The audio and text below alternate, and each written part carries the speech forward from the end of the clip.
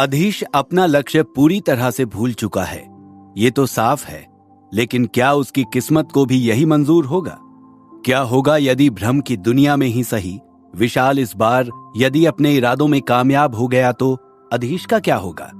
या एक बार फिर नियति उसी के पक्ष में अपना फैसला सुनाएगी और एक बार फिर अधीश इस मुसीबत से बाहर निकल आएगा।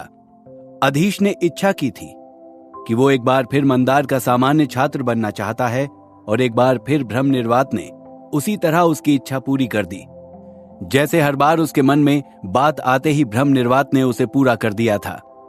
लेकिन अधीश खुद में ही खो चुका था और वो ये तो भूल ही गया था कि ये सब सच नहीं है, भले ही कितना ही मजबूत और शक्तिशाली क्यों ना हो, आखिर ये है तो भ्रम ही।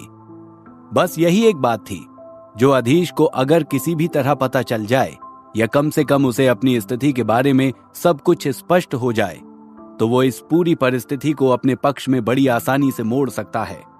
फिलहाल तो अधीश विशाल और उसके साथियों के बीच घिरा हुआ था और विशाल उसे धमकी दे रहा था, चाहे कुछ भी हो जाए अधीश, तुम इस प्रतियोगिता में भाग नहीं लोगे, समझे? अधीश ने उसकी ओर देखा जैसे वो समझ ही ना पा रहा हो कि विशाल क्या कह रहा है। फिर उसने सोचा, यदि ललिता यहां होती तो सबको सबक सिखा देती, लेकिन यहां ललिता नहीं थी, न ही पिछली बार की तरह गुरु सूर्यभान यहां पहुंचे थे। अधीश ने धीमी आवाज में कहा, ठीक है, जैसा तुम कहो, लेकिन तुम हो कौन और ये क्यों चाहते हो कि मैं सभा में भाग ना लूं? विशाल जोर से हंसा। जागेश, इन्हें बताओ विशाल कौन है? मांत्रिक अधीश इतने बड़े मांत्रिक बन चुके हैं कि इस मंदार नाम के गुरुकुल के सबसे प्रभावशाली छात्र को नहीं पहचानते।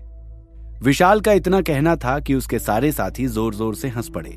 विशाल बोला, इसलिए तुम भाग नहीं लोगे मांत्रिक अधीश क्योंकि विशाल नहीं चाहता, वरना मैं एक बार फिर तुम्हारे परिवार, खासकर उस घमंडी विश्वनाथ पुरोहित को रक्त कुंड की याद दिला दूंगा और इस बार नतीजा बिल्कुल उल्टा होगा। रक्त कुंड, ये शब्द सुनते ही अधीश के दिमाग में घंटी सी बजी। मैंने शायद ये पहले भी सुना है, क्या है ये रक्त कुंड? अधीश के चेहरे पर सवालिया निशान देखकर विशाल ने पूछा, क्या हुआ, विश्वनाथ पुरोहित ने तुम्हें रक्त कुंड के बारे में नहीं बताया? अधीश ने ना में सर हिला दिया। विशाल बहुत जोर से हंसा और कहा, अपने कुकर्म तो सभी छिपाते ही हैं। अधीश बोला, कैसे कुकर्म? क्या है ये रक्त कुंड और तुम मेरे पिताजी का नाम कैसे जानते हो? विशाल फिर हंसा। धैर्य रखो मित्र, सब बताऊंगा, लेकिन पहले तुम्हारी तड़प तो देख लूं। इतना कहकर उसने अधीश पर वार करने के लिए एक मंत्र पढ़ा। तभी ललिता वहां आ गई और तुरंत ही उसने विशाल पर हमला कर उसका वार खाली कर दिया। फिर वो विशाल को धमकाती हुई बोली, अधीश को छोड़ दो विशाल, वरना अच्छा नहीं होगा। विशाल ने व्यंग से हंसते हुए पूछा, वरना क्या अच्छा नहीं होगा? बताइए तो महान मांत्रिक ललिता जी। ये सुनते ही उसके साथी भी हंसने लगे, लेकिन क्षण भर बाद ही उनकी हंसी गायब हो गई। ललिता के पीछे खुद गुरु सूर्यभान खड़े हुए थे। विशाल और उसके साथी तुरंत अधीश को छोड़कर एक और खड़े हो गए। क्या चल रहा है यहाँ? गुरु सूर्यभान ने कड़क कर पूछा। विशाल ने क्षमा याचना भरी नजरों से अधीश को देखा। अधीश ने कहा, कुछ नहीं गुरुजी, बस आपस में हमारा एक मतभेद था, वही सुलझा रहे थे। गुरु सूर्यभान ने एक बार शंकित दृष्टि उन सब पर डाली और वहां से चले गए। वे समझ चुके थे कि अधीश ने उनसे सरासर झूठ बोला है। अधीश और ललिता भी जल्दी ही वहां से चले आए। ललिता को उसके कमरे के दरवाजे तक अधीश छोड़ने गया। जब ललिता जाने लगी तो बोला, धन्यवाद ललिता। ललिता चौंक कर पलटी। किस बात का धन्यवाद अधीश? अधीश ने कहा, आज तुम समय पर पहुंच गई, वरना। ललिता खिलखिलाकर हंस पड़ी। वरना क्या? तुम्हें लगता है कि वो धूर्त विशाल तुम्हें नुकसान पहुंचा सकता है? अधीश उसका मुंह ताकता रह गया। फिर ललिता की बात समझ गया और मुस्कुराने लगा। ललिता ने अगले दिन कक्षा में मिलने का वादा करके अधीश से विदा ली और अपने कमरे में चली गई। अधीश भी अपने कमरे में लौट आया। अभी तो ललिता की बात समझकर अधीश मुस्कुरा रहा था, लेकिन कुछ देर पहले जब विशाल और उसके साथियों ने उस पर हमला किया था तब वो सचमुच घबरा गया था। लेकिन ऐसा क्यों हुआ?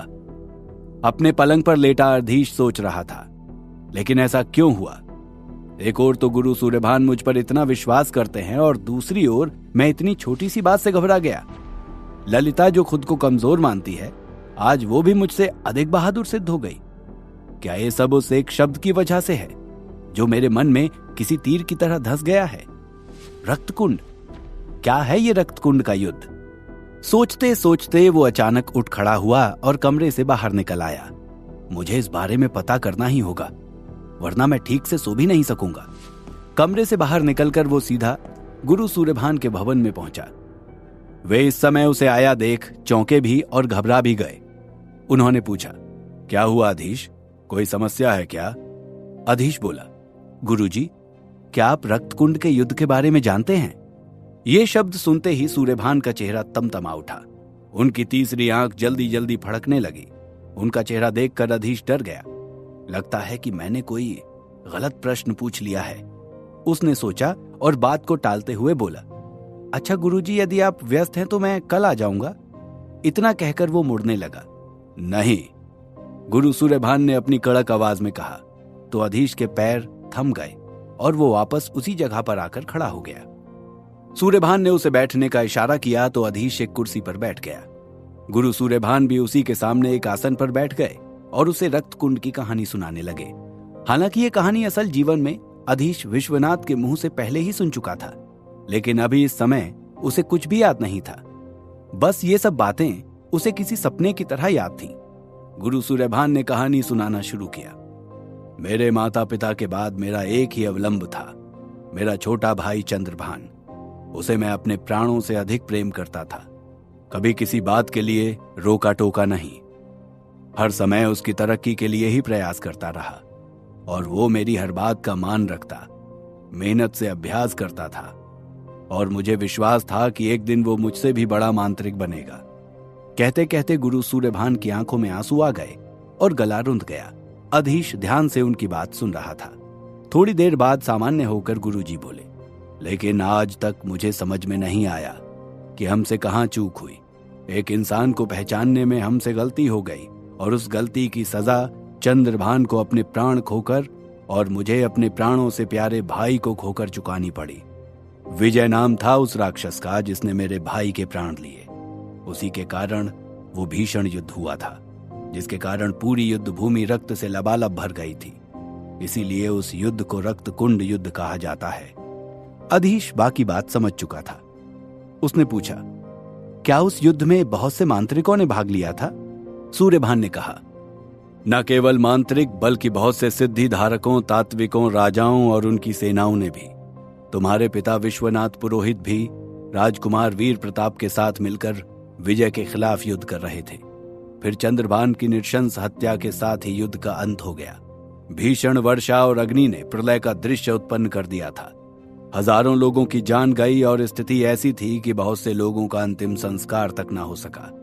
कहते हैं आज तक उस स्थान पर भूमि के नीचे तात्विकों और मांत्रिकों की हड्डियां पाई जाती हैं। अधीश उनकी बात सुनकर ही उस पूरे दृश्य की कल्पना कर सकता था। फिर भी कुछ था जो उसे खटक रहा था। ऐसा लग रहा था जैसे वो उसी जगह पर खड़ा है जहां हजारों मांत्रिक मारे गए। अधीश ने सोचा, क्या होता अगर इतनी हत्याएं ना होती? कितने निर्दोष लोग युद्ध में अपनी जान गंवा देते हैं। इसी सोच में वो डूबा हुआ था कि उसे एक झटका सा लगा।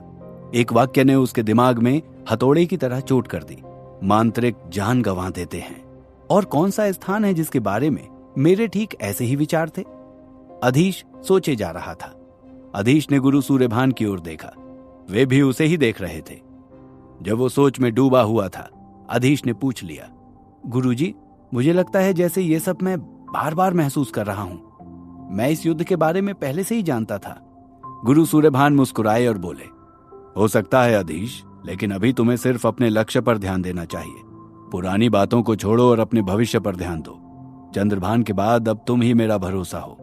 मुझे तुमसे बहुत उम्मीदें हैं अधीश। ये सुनते ही अधीश को एक और झटका लगा और इस झटके के साथ ही उसे सब कुछ याद आ गया। यही तो कहा था गुरु सूर्यभान ने उससे जब वो अभय कुल में उनके साथ था। वो अपनी जगह से अचानक उठ खड़ा हुआ और गुरु सूर्यभान से बोला, गुरुजी, क्या आपको कुछ भी याद नहीं? लेकिन इससे पहले कि गुरु सूर्यभान का जवाब वो सुन पाता, दृश्य ही बदल चुका था। गहरे अंधेरे में जब उसकी आंखों में कुछ कुछ प्रकाश जागा तो उसने खुद को एक लंबी सुरंग में पाया। उस जगह पर जगह जगह इंसानी हड्डियां पड़ी हुई थी। हड्डियों के ढेर के बीच में खड़ा अधीश कुछ देर के लिए तो हैरान ही रह गया कि ये कौन सी जगह है और पल भर में वो कहां आ गया है। अभी कुछ देर पहले तो मैं गुरुजी के भवन में बैठा उनसे बात कर रहा था, और अभी ये कैसा अचरज हुआ। वो सुरंग में घूम घूम कर देखने लगा, शायद कोई निकलने का रास्ता हो, लेकिन उसे कहीं कोई मार्ग दिखाई ही नहीं दिया। इस अंधेरी सुरंग का कोई आदि अंत नहीं था। अधीश थक कर पस्त हो गया तो एक जगह साफ करके बैठ गया और एक एक कर सारी घटनाएं याद करने लगा। अब कांच की तरह सब कुछ उसके दिमाग में साफ हो चुका था। किस तरह वो पहले अभय को लाया और वहां से इस भ्रम निर्वात में प्रवेश किया, किस तरह उसकी इच्छाओं ने उसे अलग अलग स्थानों पर ले जाकर पटक दिया था। वो क्रम से हर बात और घटना को याद करने की कोशिश कर रहा था। कभी उसे खुशी होती, कभी दुख और उदासी में डूब जाता। तभी उसे सर्वशक्तिशाली मांत्रिक वाले रूप में अपने किए घमंड और सबका अपमान करने वाले किरदार पर ग्लानि होती और पछतावा करता। हालांकि वास्तविकता में अधीश के लिए वैसा कुछ भी करना असंभव ही था, लेकिन एक चीज जो इस सब में भी सबसे अजीब थी वो थी ललिता के प्रति उसकी भावनाएं। ललिता ने तो खुलकर अपनी भावनाओं का इजहार उसके सामने किया था, लेकिन अधीश के मन में तनिक भी ऐसा कुछ नहीं था। अधीश ने खुद से पूछा, इच्छा जगत में जब सब कुछ मेरी इच्छाओं के हिसाब से ही हो रहा था तो क्या मन के किसी कोने में कहीं मैं ललिता के प्रति आकर्षित तो नहीं था? उसने अपने दिमाग को खंगाल डाला, लेकिन उसे ऐसा कोई संकेत नहीं मिला। कहीं मैंने उस निर्दोष लड़की के साथ अन्याय तो नहीं किया है? अधीश सोच रहा था। ललिता का अधीश के लिए प्रेम एक तरफा था और अधीश उसे सिर्फ अपनी अच्छी मित्र मानता था। फिर भी अनजाने में ही सही, वो कभी उसका दिल नहीं दुखाता था। अधीश ने फैसला किया, अब की बार मंदार जाते ही मैं ललिता को वापस बुला लूंगा।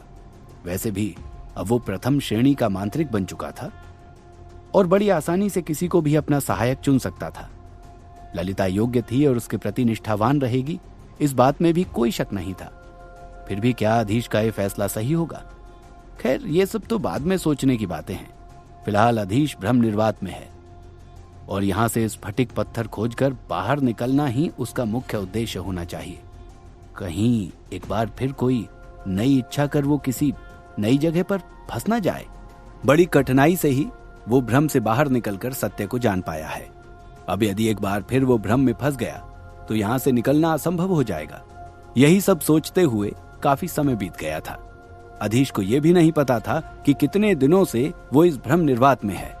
अब समय का अनुमान लगाने के लिए उसके पास कोई साधन नहीं था। क्या करूं मैं, कहां जाऊं? हड्डियों के इस जंजाल के बीच स्फटिक पत्थर को कहां खोजूं? तभी उसकी नजर एक कंकाल पर पड़ी। अधीश ने तत्काल एक अग्निपिंड प्रकट किया और उसकी रोशनी में कंकाल को ध्यान से देखा। उसके दाएं हाथ की अनामिका उंगली में एक छल्ला पड़ा हुआ था। हे ईश्वर! अधीश के मुंह से निकला और वो 4 कदम पीछे हट गया। किसका कंकाल था ये, जिसे देखकर अधीश घबरा गया था? क्या एक बार फिर भ्रम निर्वात के भ्रम जाल ने ही उसे जकड़ लिया था, या इस बार कुछ और भी भयानक होने जा रहा था? जानने के लिए सुनते रहिए द मैजिशियंस सीक्रेट, सिर्फ और सिर्फ पॉकेट FM पर।